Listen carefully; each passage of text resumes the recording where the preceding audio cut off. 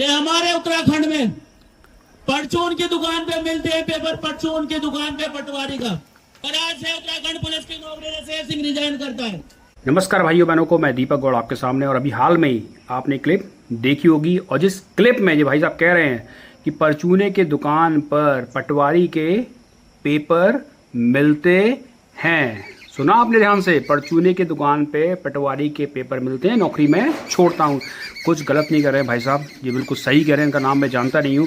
मैं खुद एक टीचर हूँ, कुर्द्वार से हूँ, और मैंने तकरीबन कुर्द्वार में 5 से 7 साल कोचिंग चलाई है। किसकी? उत्तराखंड पुलिस की, एसएससी की जितनी वैकेंसी आती है उत्तराखंड में उनकी, रेलवे की, बैंक की, और तरह तरह की हमारे यहाँ एंट्रेंस एग्जाम की तैयारी होती थी। और आपको एक सच बता दूँ मैं आपको, बड़ा ही खौफनाक सच है जो मैंने खुद देखा है 5 से 7 साल के अंदर।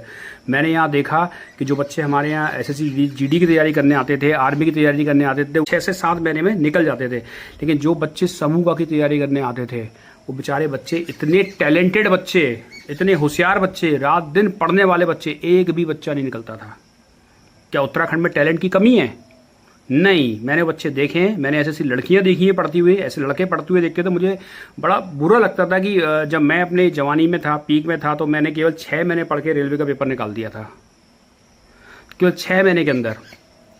तो ये बच्चों को मैं देख रहा हूँ कि ये जो समूह की तैयारी करते हैं बच्चे, पटवारी हुआ, बहुत सारे एग्जाम होते हैं, 6 महीने छोड़ो, ये लोग 5-5, 7-7 साल, 8-8 साल से पढ़ रहे हैं, इनसे एक एग्जाम नहीं निकलता है। और फिर सुनने को आता है कि एक ही घर में से 2 बच्चों ने पेपर निकाल दिया। भाई ये भाई सच कह रहा है कि यहाँ पे पेपर आउट होते हैं।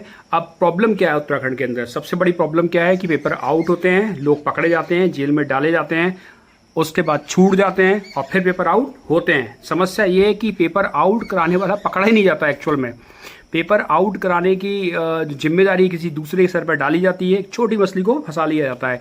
देखिए, जैसे अभी हो रहा है दिल्ली में कॉकरोच आंदोलन हो रहा है, कितना शानदार आंदोलन हो रहा है। क्या मांग हो रही है? शिक्षा मंत्री को हटाओ। करेक्ट? तो ये बिल्कुल सही मांग है, क्योंकि शिक्षा मंत्री का दायित्व है चीज को अच्छी तरह से रेगुलेट करना जो शिक्षा से संबंधित है। अब उत्तराखंड के अंदर भी होता है, होता नहीं है। और उत्तराखंड के अंदर भी यही होना चाहिए कि जब पेपर लीक होते हैं, आउट होते हैं, तो जो भी शिक्षा मंत्री है, जो भी वो मंत्री साहब हैं, उनको भी ये डिजाइन देना चाहिए। अकाउंटेबिलिटी बननी चाहिए कि आपके शासनकाल में भाई साहब ये हो रहा है। वो बच्चों को मरने के लिए मत छोड़ो, बेचारे बच्चे फिर बाद में जाके वो रिक्शा चला रहे हैं, ऑटो चला रहे हैं, और उनके माँ बाप उन्हें कोस रहे हैं कि तुमने इतना पैसा उड़ा दिया, तुम अभी तक पेपर नहीं निकाले। उनकी कोई गलती ही नहीं है, ये सिस्टम सड़ा हुआ और खोखला है। तो मेरे भाइयों, जागने का समय आ गया है।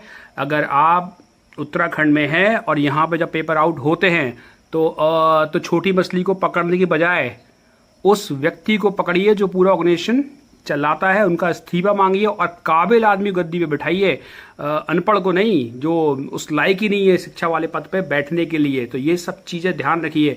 और अब उत्तराखंड को बदलने की बहुत ज़्यादा ज़रूरत है।